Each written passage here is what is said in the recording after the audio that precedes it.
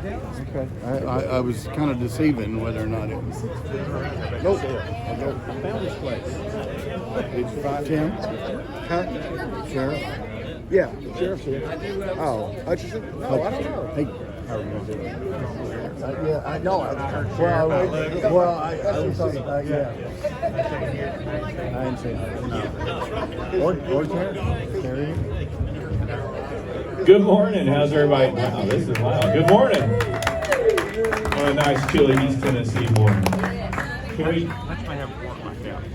Hey, I'm sure he does. I wouldn't say so. Hey, it's great to be here in Anderson County and Clinton. Thank you all for coming out this morning. It's been a great, we had a great first day. We're working towards a great second day. And I will say, we have a lot of people lined up to speak. We look forward to meeting with you after this. We're happy to be here at Hoskins for another tour stop. And we're the only bus tour in the state that gets milkshakes for breakfast. So if you want to join us, hop on the bus a little bit later. But it's my privilege to introduce our first speaker, who is a very good friend. We go way, way back way back to the income tax fight days. He's the chair of our state Republican Party, a great friend, and he's doing a great job for our state. Mr. Scott Golden. Woo! Mr. Speaker. Woo! If we wait, look, the sun's going to come up at some point in time, and one of these guys is going to get credit for it. So if I can speak long enough, might be able. Thank you all for coming out, for seeing everybody, for caring enough. Hopefully everybody's gone out and vote. We've all voted here. Everybody's voted. Are they going today? Let's make sure. Let's bank the vote. Let's swamp the vote. Make it too big to rig is our responsibility in the next 2 weeks. If we do what we're supposed to do, we are going to be successful. Tennessee's already successful. Yeah. But we are about to put Donald Trump back in the White House one more time. And that's what freedom is all about. That's why we're out here today. God bless everybody. Get a milkshake. Right? That's right. Very good. Thank you, Scott. This next speaker, as you know, I went to Oak Ridge High School. My brother graduated from Anderson County High School back in the day. But you had the only two speakers in the country who graduated from the same high school. I graduated earlier than Randy. I was there before him. But this gentleman has known me since I was 16 years old, and I was learning how to drive a 5-speed in high school, which was a very traumatic experience for a while. But it's great to be able to work alongside a mentor and a friend and someone that I can go to at any moment, and I know that he's willing to have a tough conversation with me and tell me exactly what he thinks. But he is your state senator and our friend, Lieutenant Governor Randy McNally. Thank you, Cameron. Cameron's not only a great friend, but he's a great statesman. And he's done a lot for the House, came in at a very difficult time. But I really appreciate the great turnout and everybody we have here. Saturday we had a big orange wave. And today, and the rest of the week, the next 14 days, we'll have a big red wave. Thank you all for coming out. God bless each and every one of you. God bless Tennessee. And God bless the USA. Thank you. A true statesman right there. If you ever want to introduce yourself to one, that's him right there. Listen, the other thing is we're having people ride the bus from all across our state. All kinds of elected officials are coming in. And this next gentleman I got to know, he's my congressman up in my way. And he has developed businesses. He has built businesses. He has been in farming. He's an ag supporter. And he does a great job for us in Washington fighting for our values and what we want to do. Our good friend, Mr. Congressman John Rose. Thank you, Speaker. What a privilege to be here in Anderson County today. I'm John Rose, represent the 6th District. Closest part of that to you is Scott County, just north of here. And as the Speaker indicated, I started out in business and farming, built a small business, and as I stand here in front of a great small business, I'm reminded of how important this election is going to be. Because the last 3.5, 4 years have been very tough on farmers and small businesses, right? And so the answer to that is to show up big over the next several weeks in early voting and then on November 5th. So I'm glad to see that a lot of you have already voted. We've got to make sure that we send a strong message, not only here in Tennessee, but across the country. And so I ask you to come out and support your local Republican candidates. I ask you to come out and support Marcia Blackburn so that we send a very strong message to progressive Democrats here in Tennessee. And then most importantly, I ask that you come out and does anybody remember who the 45th President of the United States?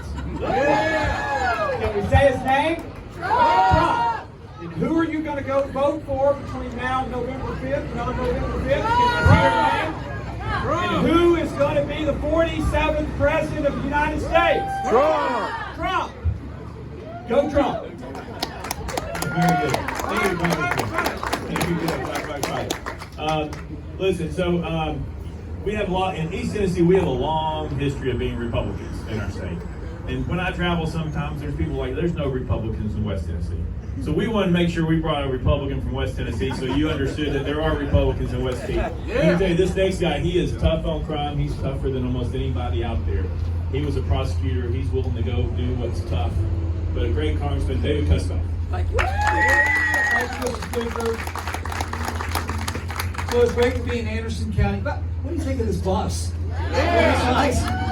So we're taking this big red bus, and it's starting in East Tennessee, and it's going to go to my area in West Tennessee, because we can't take anything for granted. Now, I know we're in a red spot. I know we're in a red state. Scott, you can correct me if I'm wrong. I think still with early voting, we are behind where we were 4 years ago at this point in time, Lee. And that surprises people. It surprises me. But the point is, ladies and gentlemen, we cannot take anything for granted. We've got to get every vote in the box. You know this, I don't need to say it. This is the most important election of your lifetime. There's some young people here, there's some older people here. It's the most important election of your lifetime. I think a lot about Ronald Reagan. And by the way, it's a great movie. If you hadn't seen it, go see it with Dennis Quaid. Yes. President Reagan said this once upon a time about freedom, and if it's okay, I'd like to read it to you. President Reagan said, "Freedom is never more than one generation away from extinction. We didn't pass it to our children in the bloodstream. It must be fought for, protected, and handed on for them to do the same, or one day we will spend our sunset years telling our children and our children's children what it was once like in the United States when men were free." So these next 4 years, these next 2 weeks determine the next 4 years. Yes.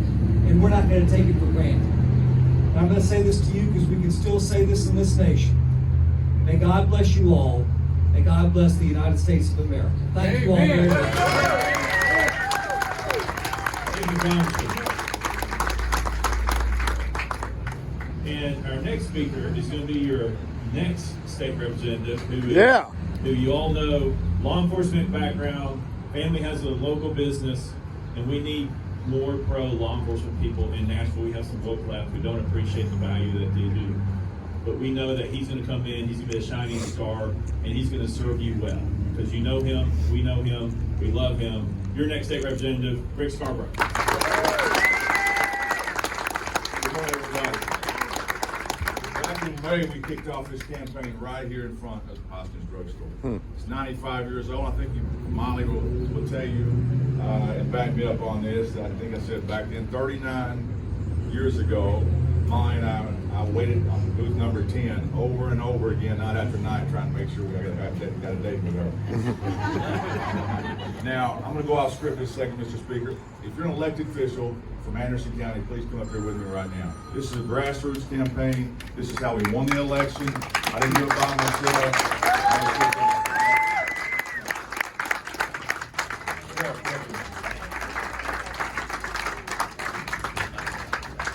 Am I singing? These folks are here for you every single day, have been for you every single day, and they've been here for me as well. Make sure you support the Republican Party this election. Make sure you support this. How can you not support a group that wants to have milkshakes for breakfast? What are you talking about here? So again, thank you everybody for being here. This bus is going all across the state. If you know friends and family that's going to be at the next tour stop, make sure you call ahead and tell them they're coming. Again, thank you again. Vote. Make sure you get your people there to vote. Mom and I are going to vote today. Hey, thank you again for being here. And as the Congressman said, God bless America. Thank you very much. Thank you, Rick. Our next speaker, I have known for a long, long time. Yeah, I've known him for a long, long time. And I knew him when he was running for state representative, when he ran for state senator, when he ran for county mayor, and when he ran for congressman. He does a great job. He was going to speak earlier, but I have followed him once before after he spoke. And I can tell you, nobody wants to follow this guy after he speaks because he makes you laugh. And you come up and you're like, what am I supposed to say now? So you say, thank y'all for coming.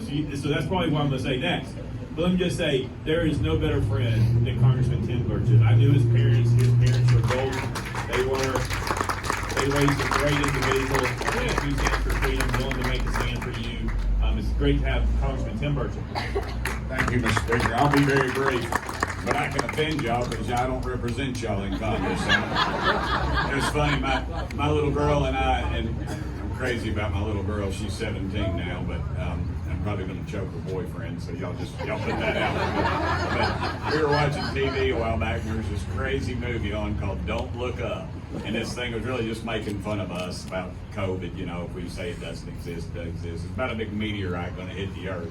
And my little girl said, Dad, she said, if that meteorite, well, first my wife said, if that meteorite hit, I'd be okay. I said, why's that, honey? She said, well, we'd all be with Jesus. And I said, well, can't argue with that.